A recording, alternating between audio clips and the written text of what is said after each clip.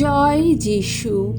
প্রথম পাঠ প্রবক্তা বারুকের গ্রন্থ হতে বাণী পাঠ, 1 অধ্যায় 15 থেকে 22তম পদ। সার্বজনীন পাপ স্বীকারের উক্তি। ধর্মময়তা তো আমাদের ঈশ্বর স্বয়ং প্রভুরই, আর মুখের লজ্জা তো আমাদেরই। এই যেমনটি আজ দেখা যাচ্ছে, এই যে আমরা জুদা দেশের মানুষেরা, জেরুসালেমের অধিবাসীরা, আমাদের রাজারা, আমাদের নেতারা, আমাদের সমস্ত যাজক ও প্রবক্তা এবং আমাদের পিতৃপুরুষেরা, আমাদের সবারই তো লজ্জা পাবার কথা। আমরা তো প্রভুর কাছে পাপ করেছি, তার প্রতি অবাধ্যতাই করেছি। আমাদের ঈশ্বর স্বয়ং প্রভুর আহ্বান শুনতে চাইনি আমরা। প্রভু যে সমস্ত নির্দেশ আমাদের সামনে তুলে ধরেছেন, আমরা তা মেনেই চলিনি। যেদিন প্রভু মিশর দেশ থেকে আমাদের পিতৃপুরুষদের উদ্ধার করে এনেছিলেন, সেই দিন থেকে আজ পর্যন্ত আমাদের ঈশ্বর স্বয়ং প্রভুর প্রতি আমরা তো অবাধ্যতা করেই চলেছি।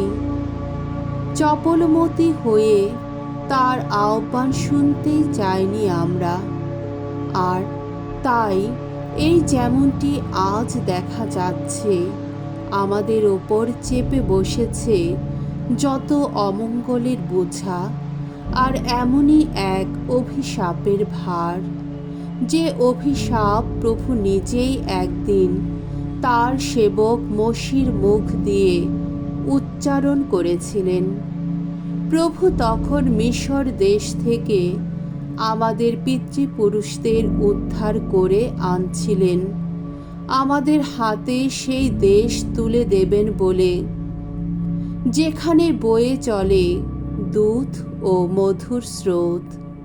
আমাদের ঈশ্বর স্বয়ং প্রভু আমাদের কাছে যে সমস্ত প্রবক্তাকে পাঠিয়েছেন, তাদের প্রতিটি কথার মধ্যে ধ্বনিত তার সেই আহ্বান শুনতেই চাইনি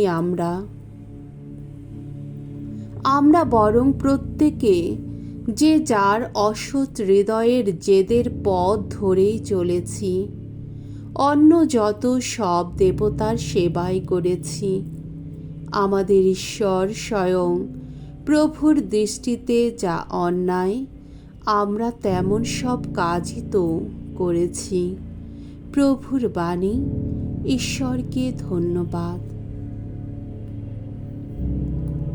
সাম সঙ্গীত ৭৯ অধ্যায় 1 থেকে 5 পদ, 8 থেকে 9 পদ। ধুয়ো।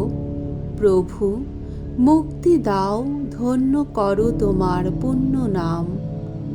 ওগো ঈশ্বর, তোমার আপন দেশে হানা দিয়েছে যত বিজাতীয় মানুষ। অশুচি করেছে ওরা তোমার পবিত্র মন্দির। জেরুসালেমকে করেছে এক বিপুল ধ্বংসভূমি।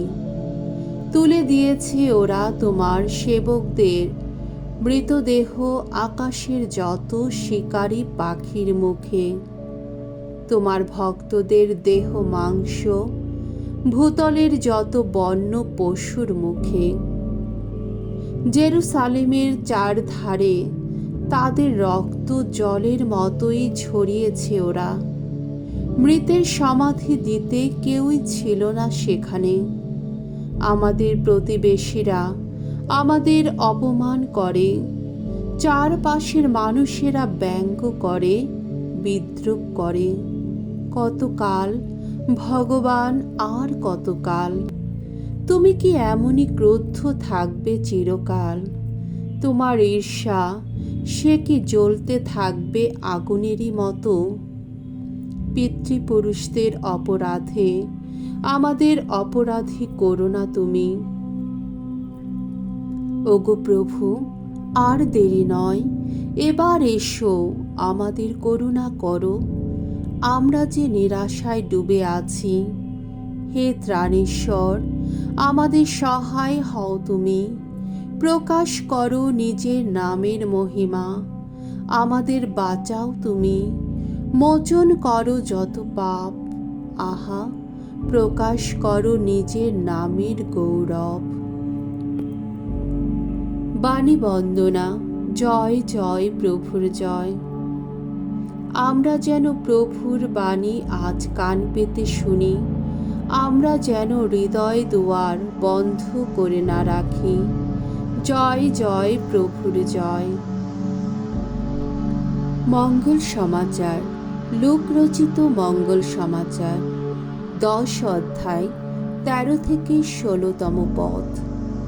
যিশুকে যে প্রত্যাখ্যান করে সে পিতা ঈশ্বরকে প্রত্যাখ্যান করে। যিশু একদিন এই কথা বললেন, হায় রে তুমি খোরাজিন, হায় রে তুমি বেথসাইদা, কারণ তোমাদের ওখানে যে সমস্ত অলৌকিক কাজ সম্পন্ন হয়েছে তা যদি তুরস ও সিদনে করা হতো, তাহলে সেখানকার লোকেরা অনেক দিন আগেই লোমের কাপড় পরে আর ছাই মেখে প্রায়শ্চিত্ত করতে বসত, তাদের মতি গতিও পাল্টাতো। তার সেই মহাবিচারের দিনে তোমাদের তুলনায় তুরস ও সিদনের দশাও সহনীয় হবে। আর তুমি, ওহে কাফারনাউম, তুমি কি ভেবেছ তোমাকে তুলে দেওয়া হবে ঊর্ধ্বলোকে? না, তোমাকে সেদিন নেমে যেতে হবে সেই অধোলোকে। যিশু তারপর শিষ্যদের বললেন, যে তোমাদের কথা শুনে সে আমারই কথা শুনে, যে তোমাদের প্রত্যাখ্যান করে সে আমাকেই প্রত্যাখ্যান করে, আর যে আমাকে প্রত্যাখ্যান করে সে তাকেই প্রত্যাখ্যান করে যিনি আমাকে এখানে পাঠিয়েছেন। প্রভুর মঙ্গলময় বাণী। খ্রিস্ট প্রভু, তোমার প্রশংসা হোক।